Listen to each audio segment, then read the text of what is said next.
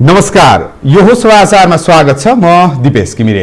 सुरुमा अहिलेसम्मका प्रमुख समाचार।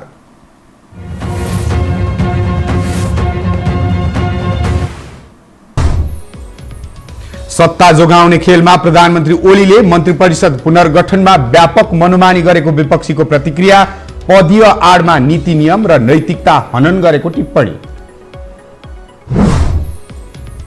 स्वार्थ र संकटले जुराएको प्रधानमन्त्री ओली र मधेसवादी नेतृत्वको सत्ता यात्रा आशंकाले घेरियो। मन्त्री परिषदमा समेत दम्पति हावी, श्रीमान श्रीमती पालै पालो सुखभोग गर्दै। बहुल राष्ट्रवाद अपरिहार्य रहेको उपप्रधानमन्त्री महत्वको जिकिर, बहुल राष्ट्रवाद लागू गर्न नीति बनाउने भनाई। पार्टीको मान्यता अनुसार काम गर्न मन्त्रीहरूलाई निर्देशन। पछिल्लो 24 घण्टामा 8,000 बढी कोरोना संक्रमित निको भए, 5,042 जनामा संक्रमण पुष्टि। असारदेखि विद्यालय सञ्चालन गर्ने वीरगञ्ज महानगरपालिकाको तयारी। र चिसिएको रुस र अमेरिका बीचको सम्बन्धमा सुधार हुने संकेत। आगामी शिखर सम्मेलनमा दुई देशबीच सुधारका लागि छलफल हुने।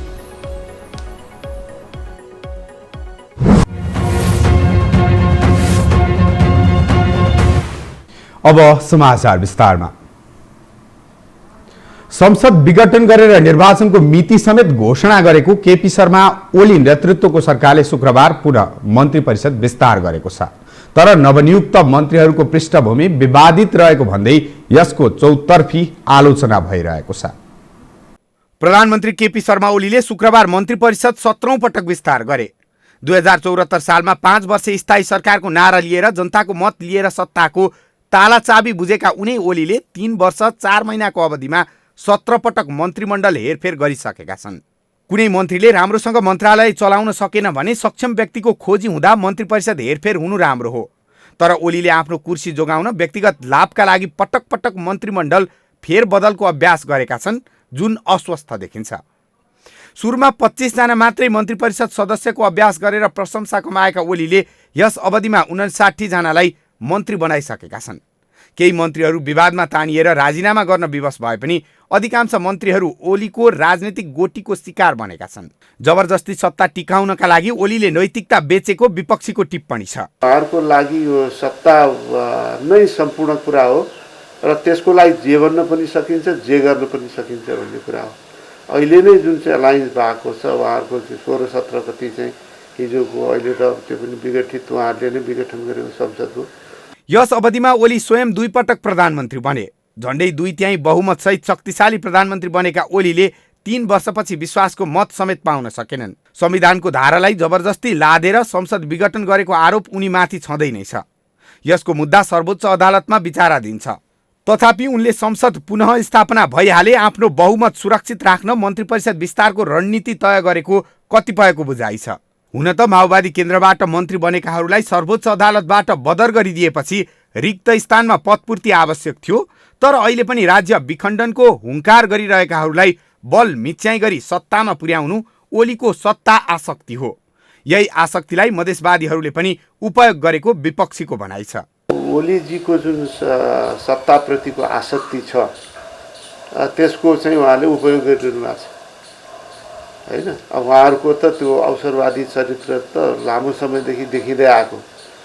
अब निर्वाचनको छेउछाउमा अब त्यहाँको मधेसी जनताको कुरा उठ्छ, त्यसपछि चाहिँ के छ भने त्यो कुराहरू चाहिँ हराउँछन् र मूलत उहाँहरू चाहिँ यो सत्ता प्राप्ति र त्यसको चाहिँ त्यो त्यसबाट प्राप्त हुने फाइदा, बेनिफिट, त्यसमै रमाइरहनु भएको छ। को मन्त्री भए भएनन् भन्दा पनि कस्ता विचार सिद्धान्त र आचरण भएका व्यक्तिहरू मन्त्री भए र उनीहरूको अबको मिसन के हुन्छ भन्ने मूल संशय खडा भएको कतिपयको बुझाइ छ। अदालतमा संसदको मुद्दा विचाराधीन रहेको अवस्थामा ओलीले सत्ता निरन्तरताको गतिलो मौकाको फाइदा उठाएका छन्। यसमा विपक्षीहरूसँग एक प्रकारले टुलु हेर्ने र असन्तुष्टि पोख्ने बाहेक विकल्प छैन। संसद विघटन गर्नेदेखि ल्याएर अहिले मन्त्री परिषद गठन गर्ने बेलासम्म आउँदाखेरिमा अब यो नीतिमा जे गर्दा फाइदा हुन्छ त्यो गर्ने ट्रेन्ड देखिएको छ। त्यो नियम कानुन त्यस पछाडि त्यसले अब गर्न हुने नहुने भन्नेतिर छैन कि सत्ता के गरेर जोगिन्छ,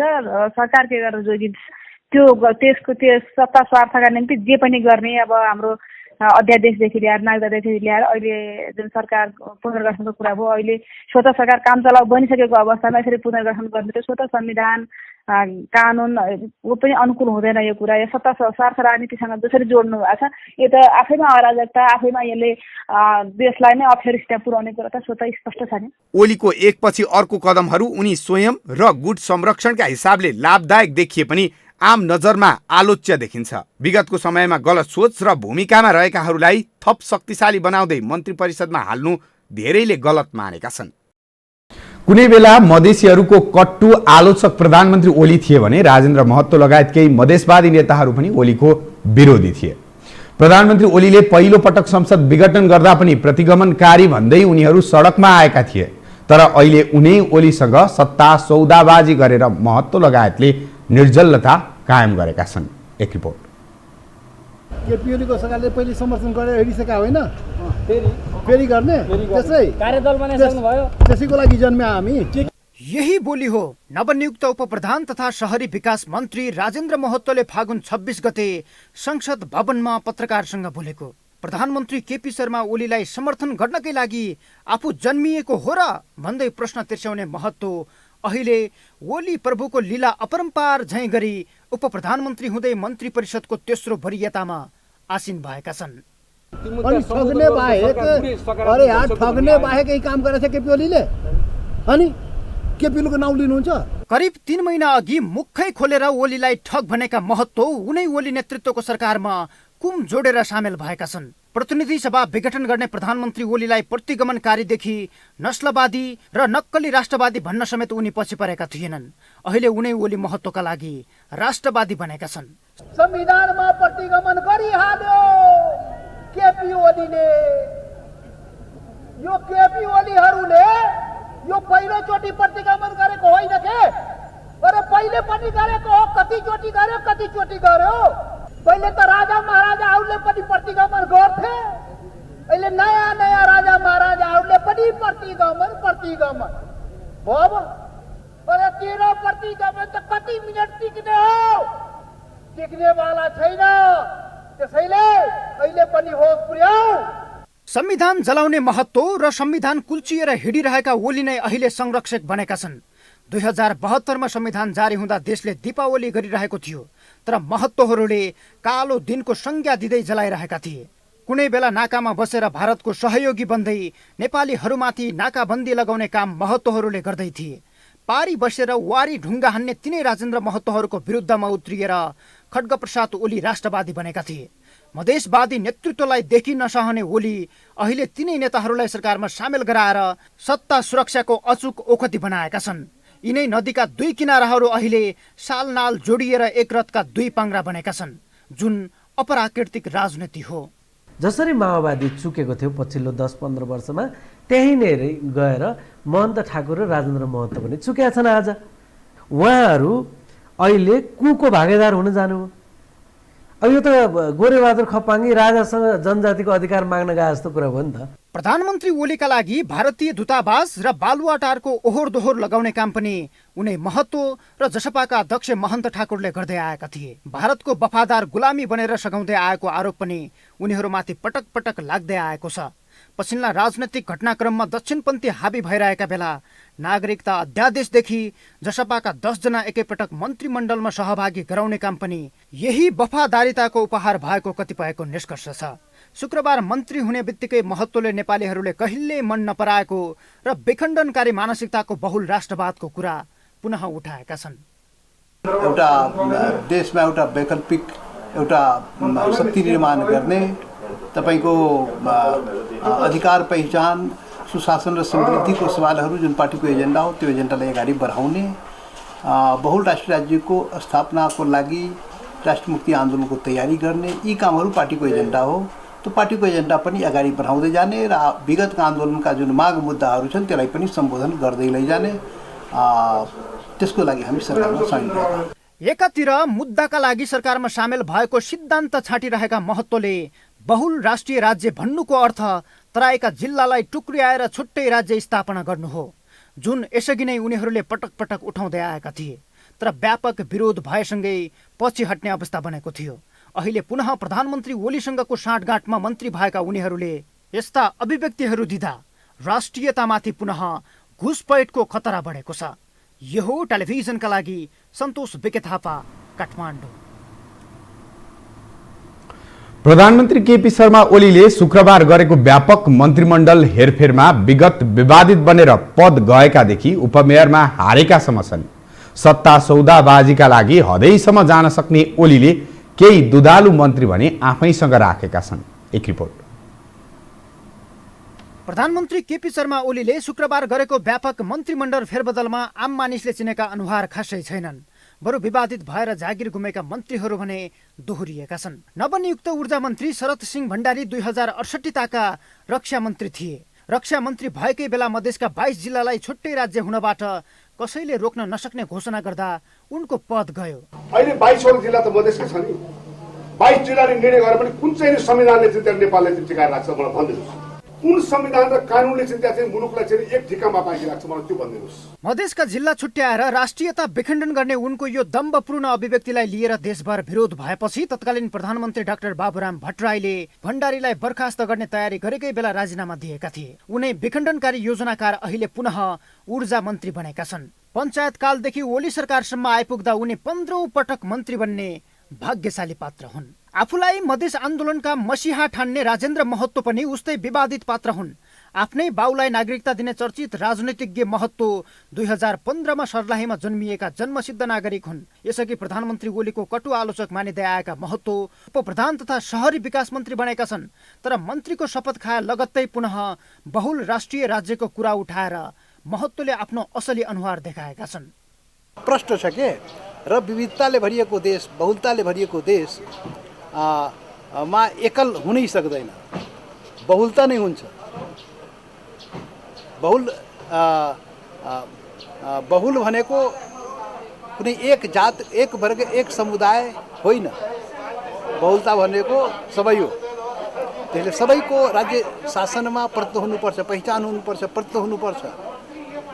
र यो नभएसम्म देशमा जनताले आफ्नो अधिकार पहिचानको लागि सङ्घर्ष गरिरहन्छ, आन्दोलन गरिरहन्छ पहिचानको लागि। ओलीको कृपाले मन्त्री दान पाएका चर्चित जोडीहरू पनि सरकारमा गएका छन्। कुनै नेताको जोडीले आलो पालो त कुनै जोडी केन्द्र र प्रदेशमा समेत सँगै मन्त्री बनेका छन्। शुक्रबार ईश्वर पोखरेललाई अपदस्थ गरेर ओलीले रघुवीर महासेठलाई उपप्रधान तथा परराष्ट्र मन्त्री बनाए। त्यही दिन महासेठ पत्नी जुली कुमारी महतोले महिला बालबालिका तथा ज्येष्ठ नागरिक मन्त्रालयबाट हात धोएर पतिलाई मौका दिइन्। श्रीमानको मन्त्रीमा इन भयो भने श्रीमतीको आउट। यसअघि भौतिक पूर्वाधार मन्त्रालयमा हुँदा सिन्डिकेट र कमिसनको चक्करमा सामेल भन्दै ओलीले निकालेका मन्त्री रघुवीर महासेठ 1.5 वर्षपछि सरकारमा फर्किँदा झन शक्तिशाली भएका छन्। त्यस्तै अर्का चर्चित जोडी हुन् शेरबहादुर तामाङ र उषाकला राई। ओलीले प्रतिनिधि सभा विघटन गरेपछि प्रचण्ड माधवको कित्तामा पुगेका तामाङ दाम्पत्यलाई मन्त्रीको हरियो घाँस देखाइदिएपछि फर्किएका थिए। त्यस लगत्तै तामाङ पत्नी राई चैत 13 गते प्रदेश 1 को सामाजिक विकास मन्त्रीमा नियुक्ति पाइन्। तामाङ पार्टी कार्यालय सचिव हुँदै शुक्रबार स्वास्थ्य मन्त्रालयको जिम्मेवारीमा आएका छन्। यसअघिका स्वास्थ्य मन्त्री हृदय त्रिपाठीले खोप प्रकरणमा प्रधानमन्त्री वरपरकै मानिसले कमिसन खान खोज्दा अवरोध गरेका थिए। उनकै ठाउँमा तामाङलाई स्वास्थ्य मन्त्री बनाइएको हो। यस्तै अर्का एक जोडी छन् नवनियुक्त खानेपानी मन्त्री अनिल झा र उनकी पत्नी डिम्पल कुमारी झा। विराटनगर जुट मिल्स जाँचबुझ आयोगले भ्रष्टाचार गरेको ठहर गरेर मुद्दा चलाउन सिफारिस गरेका झा आफू मात्रै मन्त्री बनेनन्। श्रीमतीलाई यसअघि नै प्रदेश 2 को भौतिक पूर्वाधार राज्य मन्त्री बनाएका छन्। उसो त प्रधानमन्त्री ओलीले मन्त्री बनाएकाहरू मध्ये नेपालीसँग विवाह गरेकी भारतीय चेली चन्दा चौधरी समेत महिला बालबालिका मन्त्री भएकी छिन्। उनी अङ्गकृत नागरिकताधारी हुन्। त्यसबाहेक गत स्थानीय तहको चुनावमा टोखा नगरपालिकाको उपमेयरमा पराजित भएकी रेणु गुरुङ समेत राज्य मन्त्री भएकी छिन्। प्रतिद्वन्द्वीले 8098 मत ल्याउँदा यिनले जम्मा 99 मत ल्याएकी थिइन्। लज्जाजनक मत ल्याएर हारेकी यिनी पछि कसो कसो गरी समानुपातिक सांसद बनेकी थिइन्। अधिकांश मन्त्रीको हुलिया र अनुभव हेर्दा राजनैतिक सौदाबाजीकै आधारमा साटफेट गरेको स्पष्टै झल्किन्छ। यो एउटा खतरनाक स्थिति हो। त्यसकारण आजको हाम्रो पहिलो र अन्तिम कुरा के हो भन्दाखेरि केपी ओली र उनले गरिरहेको छलछामकारी जुन छ यो चिजलाई पहिलो नम्बरमा हटाउनु पर्यो र विधि अन्तर्गत चल्ने एउटा जस्तो सुकै सरकार भयो नि हुन्छ क्या अहिलेलाई त्यो विधिमा त चल्नु पर्यो कमसेकम। त्यसपछि त्यो सरकारसँग हामी बाँकी कुरामा फाइट गर्छौँ नि। प्रधानमन्त्री ओलीले एमाले विवाद उत्कर्षमा पुगेका बेला माधव पक्षका नेतालाई तान्न रक्षा, गृह, सञ्चार, पर्यटन, कृषि, उद्योग र सामान्य प्रशासन मन्त्रालय आफैसँग राखेर पल्काउन खोजेको अनुमान पनि भइरहेको छ। यो हो टेलिभिजनका लागि सन्तोष बिके थापा, काठमाडौँ। उपप्रधानमन्त्री तथा शहरी विकास मन्त्री राजेन्द्र महतोले नेपाल बहुल राष्ट्रिय राज्य भएकाले त्यसै अनुसारको नियम, कानुन, संविधान र व्यवस्था हुनुपर्ने बताउनु भएको छ। आज जसपाको पार्टी कार्यालय बबरमहलमा नवनियुक्त मन्त्रीहरूलाई स्वागत कार्यक्रमपछि उपप्रधानमन्त्री महतोले नेपाल बहुल राष्ट्रिय राज्य भएकाले त्यसै अनुसार नियम, कानुन र संविधान र व्यवस्थामा हिमाल, पहाड, तराई र मधेसको जनताको सहभागिता हुनुपर्ने बताउनु भएको हो। बहुलताले भरिएको देशमा एकल जातीय राज्यको प्रभाव पारेको भन्दै बहुलतामा लैजानुपर्ने उहाँले उल्लेख गर्नुभयो। बहुल राज्य नभएसम्म जनताले अधिकार र पहिचानका निम्ति आन्दोलन गरिरहने उहाँले बताउनुभयो। राष्ट्र राज्य भएकोले यहाँ त्यो अनुसारको नियम, कानुन, संविधान, व्यवस्था, के अरे सहभागिता हिमाल, पहाड, तराई, मधेसको जनताको हुनुपर्छ। त्यसले विविधता भरिएको देश हो यो, त यसमा के बहुलताले भरिएको देश, यसमा कसैले के भएको के यसमा, त्यसले प्रष्ट छ के। र विविधताले भरिएको देश, बहुलताले भरिएको देश मा एकल हुनै सक्दैन, बहुलता नै हुन्छ। उहाँले संविधान अपूर्ण भएको भन्दै अधिकार र पहिचानका निम्ति जसपाले मिसन चलाउने पनि बताउनुभयो। नेपालका एक थरी नेताहरू भन्छन् बहुराष्ट्रवाद र विखण्डनवाद एकै हो। उपप्रधानमन्त्री सहित शहरी विकास मन्त्रीका रूपमा शुक्रबार शपथ लिएका राजेन्द्र महतोले त्यही मान्यता स्थापित गर्न आफू सरकारमा आएको बताए। आखिर के हो विखण्डनवाद? एक रिपोर्ट। उपप्रधान सहित शहरी विकास मन्त्रीको रूपमा शुक्रबार शपथ लिएर पदभार ग्रहण गर्ने बित्तिकै राजेन्द्र महतोले भने बहुल राष्ट्रिय राज्य स्थापनाका लागि तयारी गर्ने काम अगाडि बढाउँदै जानका लागि सरकारमा सहभागी भएको हुँ। बहुराष्ट्रवाद वा बहुल राष्ट्रिय राज्यको यो मान्यता पछिल्ला केही वर्ष यता महन्त ठाकुरले अघि सार्दै आएका थिए। सन् 1971 मा भारतले पाकिस्तानबाट बङ्गलादेश टुक्र्याउन यही बहुराष्ट्रवादको भावना बङ्गलादेशीहरूमा रोपिदिएको थियो। नेपालमा यो बहुराष्ट्रवादको बिउ महन्तले रोप्ने प्रयास गरिरहेका छन् भन्ने टिप्पणी हुन्थ्यो।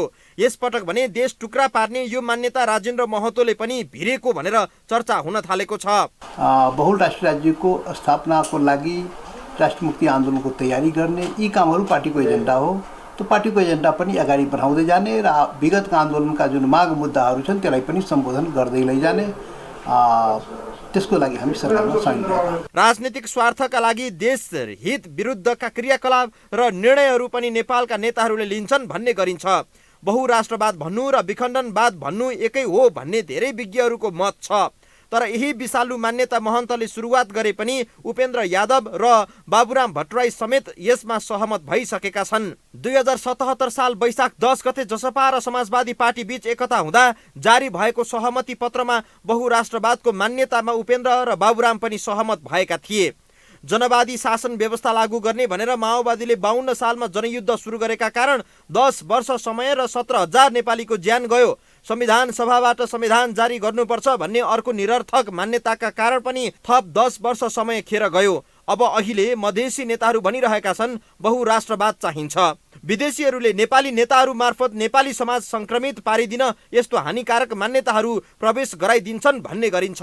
राजेन्द्र महतोले अघि सारेको बहुराष्ट्रवादको यो मान्यतालाई विखण्डनवाद हो भन्ने दावी गर्दै नेकपा एमालेका नेता वामदेव गौतमले महतोको बहुराष्ट्रवाद र मुक्ति आन्दोलन प्रति प्रधानमन्त्री केपी शर्मा ओली सावधान हुनुपर्ने उल्लेख गरेका छन्। नेकपा एमालेकै अर्का नेता योगेश भट्टराईले पनि महतोको बोलीमा लगाम लगाउन प्रधानमन्त्री ओली समक्ष आग्रह गरेका छन्। अर्का नेता गोकर्ण विष्टले महतोको भनाई अखण्डता विरोधी भएको टिप्पणी गरेका छन्। बहुराष्ट्रवादको मान्यता विखण्डनवादको पर्यायवाची हो भन्ने ठहर पहिलो र दोस्रो संविधान सभाले ठहर गरिसकेको अवस्थामा फेरि यसखाले जहर नेपाली जनतामा घोल्नु हुँदैन भन्ने मत धेरै नेताहरूले जाहेर गर्दै आएका छन्। विक्रम श्रेष्ठ, काठमाडौँ। नेकपा माओवादी केन्द्रका अध्यक्ष पुष्पकमल दाहाल प्रचण्डले प्रधानमन्त्रीले संविधान विपरीत मन्त्री परिषद पुनर्गठन गरेको आरोप लगाउनु भएको छ। आज आयोजित एक भर्चुअल कार्यक्रममा प्रचण्डले प्रधानमन्त्री ओलीले संविधान विपरीत मन्त्री परिषद पुनर्गठन गरेको बताउनु भएको हो। दाहालले यो समयमा कोरोना महामारी विरुद्ध लाग्नुपर्ने भन्दै सबैलाई एकताबद्ध हुन पनि अनुरोध गर्नुभएको छ। उहाँले शिक्षक सहित समाजका धेरै वर्गका माग सम्बोधन गर्न 20% युवा लगायतलाई नीतिगत तहमा समेटेर लैजाने अवधारणा बनाइएको पनि बताउनुभयो। आज विश्व वातावरण दिवस। संयुक्त राष्ट्र संघको आह्वान बमोजिम प्रत्येक वर्ष जुन 5 लाई विश्व वातावरण दिवसका रूपमा मनाउने गरिन्छ। सन् 1974 देखि विश्व वातावरण दिवस मनाउन थालिएको हो। यसैबीच राष्ट्रपति विद्यादेवी भण्डारीले विश्व वातावरण दिवसलाई संविधानले प्रदत्त गरेको स्वच्छ वातावरणमा बाँच्न पाउने हकलाई सार्थक बनाउन प्रण गर्ने दिनका रूपमा लिनुपर्ने बताउनु भएको छ। सबैले आफू वरिपरि रहेको वातावरण सुधार गर्ने तथा वायु, जल एवं भूमि प्रदूषणबाट परिरहेको असर कम गर्न अन्तर्राष्ट्रिय मञ्चमा राखेका विषय र गरेका प्रतिबद्धता कार्यान्वयन गर्न दिवसले उत्प्रेरणा दिने राष्ट्रपति भण्डारीको विश्वास छ। प्रकृतिमुखी जीवनशैली अपनाउँदै वातावरण सुधारका गतिविधि प्रवर्धन गर्न राष्ट्रपतिले सबैलाई आह्वान समेत गर्नुभएको छ। हामीसँग समाचार बाँकी नै छन्। अहिलेलाई विश्राम।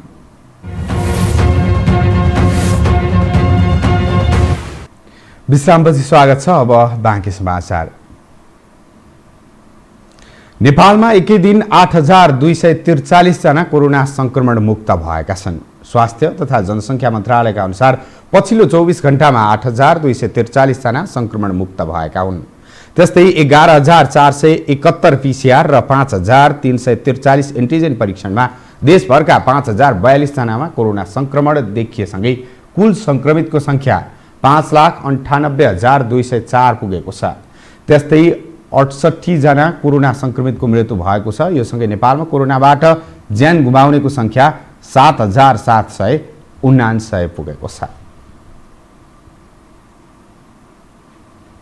वीरगञ्ज महानगरपालिकाले कोरोना संक्रमण महामारीकै बीच असार 1 गतेदेखि क्रमिक रूपमा विद्यालय सञ्चालन गर्ने निर्णय गरेको छ। महानगरपालिकाले असार 1 गतेदेखि विद्यार्थीको उपस्थितिमै कक्षा 8 देखि 12 सम्म कक्षा सञ्चालन गर्ने निर्णय गरेको हो। बालबालिकाको शैक्षिक क्षतिलाई मध्यनजर गर्दै क्रमिक रूपमा विद्यालय सञ्चालन गर्न लागि महानगरपालिकाले जनाएको छ।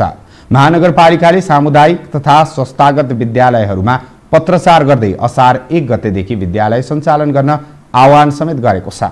विद्यालय सञ्चालन गर्न स्वास्थ्य सम्बन्धी 7 वटा शर्तहरू पालना गर्नुपर्ने पत्रमा उल्लेख गरिएको छ। अस्ट्रेलिया सरकारले नेपाली सेनालाई कोभिड-19 महामारी विरुद्ध लडाईँका लागि स्वास्थ्य सामग्री सहयोग गरेको छ। अस्ट्रेलियन सेनाको विशेष विमानले काठमाडौँ लिएर आएको उक्त सहयोग सामग्री नेपालका लागि अस्ट्रेलियन राजदूत फेरिसिटी भल्कले नेपाली सेनाका बलाधिकृत रथी प्रभुराम शर्मालाई हस्तान्तरण गर्नुभयो। त्रिभुवन अन्तर्राष्ट्रिय विमानस्थलमा आयोजित एक कार्यक्रममा सेनालाई उक्त सहयोग हस्तान्तरण गरिएको हो। रथी शर्माले अस्ट्रेलियाले गरेको सहयोगप्रति हार्दिक आभार तथा धन्यवाद प्रकट गर्नुभएको छ। त्यस्तै राजदूत भल्कले कोभिड-19 महामारीमा अग्रपङ्क्तिमा कार्यरत नेपाली सेनालाई स्वास्थ्य सामग्रीहरू हस्तान्तरण गर्न पाउँदा खुसी लागेको प्रतिक्रिया दिनुभएको छ। जोया फाउन्डेसन नेपालले देशका विभिन्न जिल्लाका स्वास्थ्य संस्थामा अक्सिजन कन्सन्ट्रेटर सहयोग गरेको छ। फाउन्डेसनले Milarepa medicine centre Sankhu, Taiwan SIM charitable foundation र ताइवान LIS बुद्धिस्ट सोसाइटीसँगको सहकार्यमा देशका विभिन्न जिल्लाका स्वास्थ्य संस्थामा 100 वटा अक्सिजन कन्सन्ट्रेटर प्रदान गरेको हो। नुवाकोट, स्याङ्जा, म्याग्दी, गोर्खा, सोलुखुम्बु, मनाङ, मुस्ताङ, कास्की, काठमाडौँ, बर्दिया, गण्डकी, साँखु, ललितपुर, बागलुङ, भक्तपुर र मकवानपुरका अक्सिजन अभाव भएका विभिन्न स्वास्थ्य संस्थाहरूमा कन्सन्ट्रेटर दिएको जोया फाउन्डेसन नेपालका अध्यक्ष राजु श्रेष्ठले बताउनुभयो।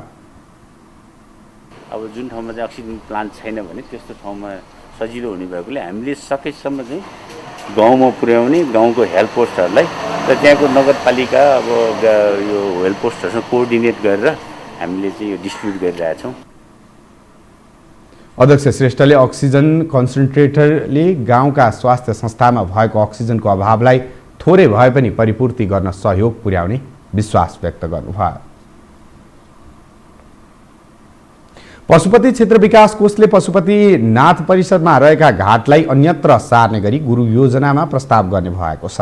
कोषले ऐतिहासिक, धार्मिक, सांस्कृतिक र पुरातात्विक महत्त्वलाई कायम राख्न घाटलाई अन्यत्र सार्ने गरी गुरु योजना प्रस्ताव गर्ने भएको हो। गुरु योजनालाई अन्तिम रूप राष्ट्रिय योजना आयोगका पूर्व सदस्य डाक्टर चन्द्रमणि अधिकारीको संयोजकत्वमा समिति गठन गरी पुनरावलोकनका लागि पठाइएको छ।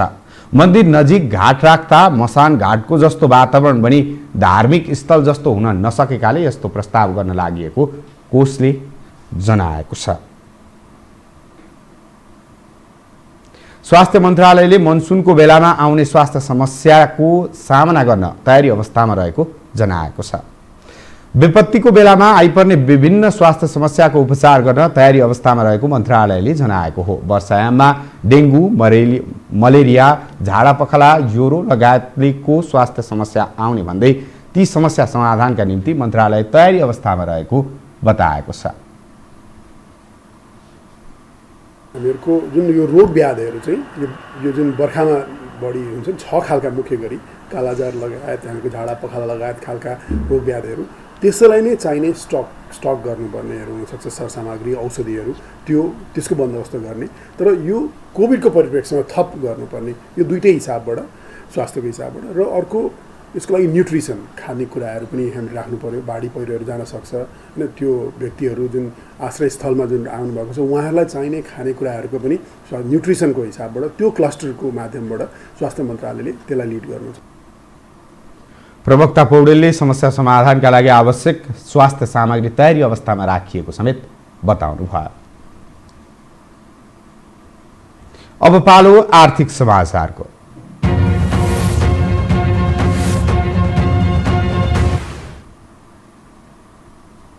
यो साता नेपाली शेयर बजारमा नयाँ रेकर्ड कायम भए। कारोबार मापन गर्ने नेप्से सूचक अहिलेसम्म केही उच्च बिन्दुमा पुगेको छ भने कारोबार रकम पनि साताभर करिब 68 अर्बको भएको छ। त्यस्तै बजार पुँजीकरण पनि हालसम्म केही उच्च 39 खर्ब 64 अर्ब पुगेको छ।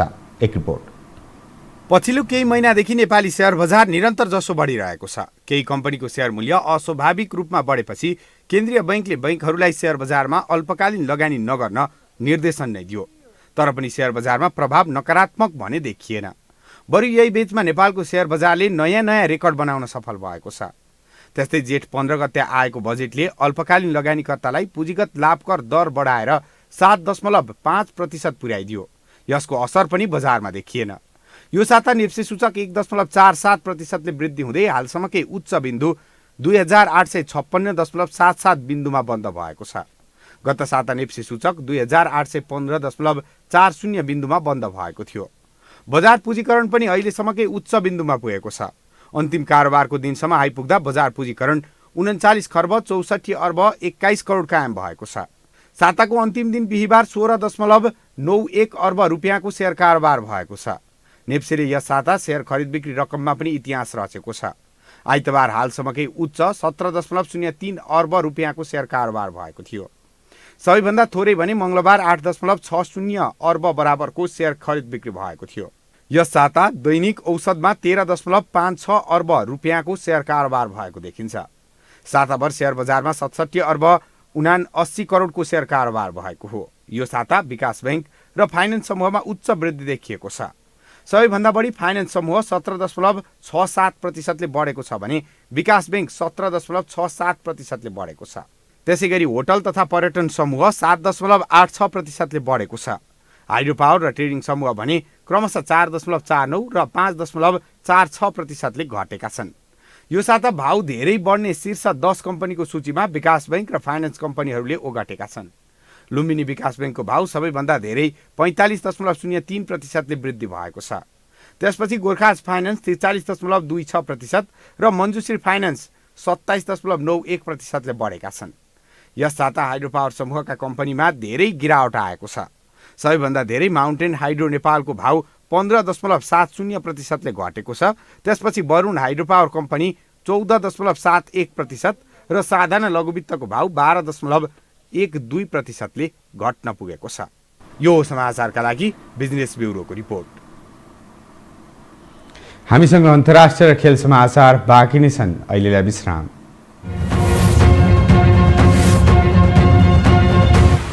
विश्रामपछि स्वागत छ। अब पालो अन्तर्राष्ट्रिय समाचारको।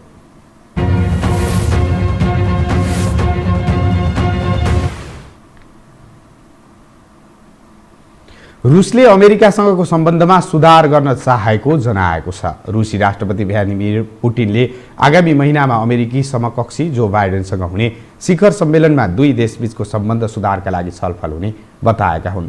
दुई देशबीचको सम्बन्ध तनावपूर्ण अवस्थामा रहेका बेला रुसले आगामी दिनमा अमेरिकासँग मिलेर अघि बढ्न चाहेको पुटिनले बताए। विपक्षी दलका नेता नभाल्नी प्रति पुटिन सरकारले गरेको व्यवहारप्रति अमेरिकाले कडा आलोचना गरेसँगै दुवै देशको सम्बन्ध थप चिसिएको थियो। अब पालो खेल समाचारको।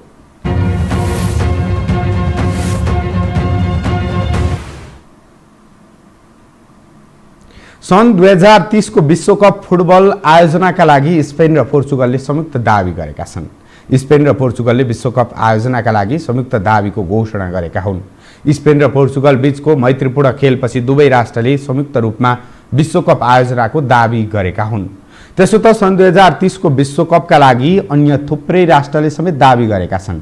फिफाले यस आयोजनाको घोषणा 2024 मा गर्ने जनाएको छ।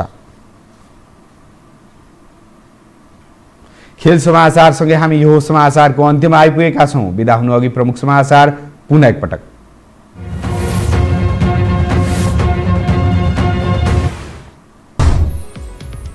सत्ता जोगाउने खेलमा प्रधानमन्त्री ओलीले मन्त्री परिषद पुनर्गठनमा व्यापक मनोमानी गरेको विपक्षीको प्रतिक्रिया, पदीय आडमा नीति नियम र नैतिकता हनन गरेको टिप्पणी।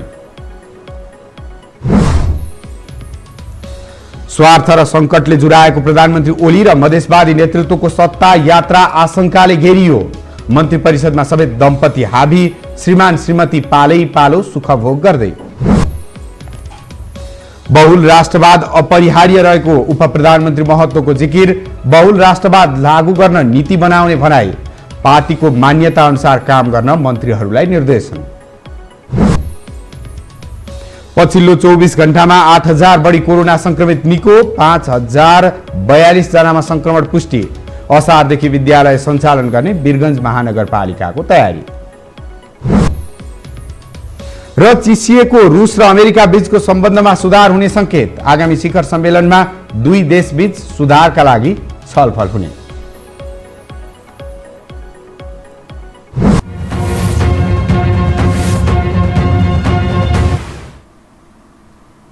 हवस् त यो समाचार सकियो। समाचार बुलेटिनका साथै यो टेलिभिजनका सम्पूर्ण कार्यक्रम यो टेलिभिजन.com, यो खबर.com, युट्युब र फेसबुकमा पनि पढ्न र हेर्न सक्नुहुनेछ। मोबाइलमा यो टिभी एप डाउनलोड गरी हामीलाई प्रत्यक्ष हेर्न सक्नुहुनेछ।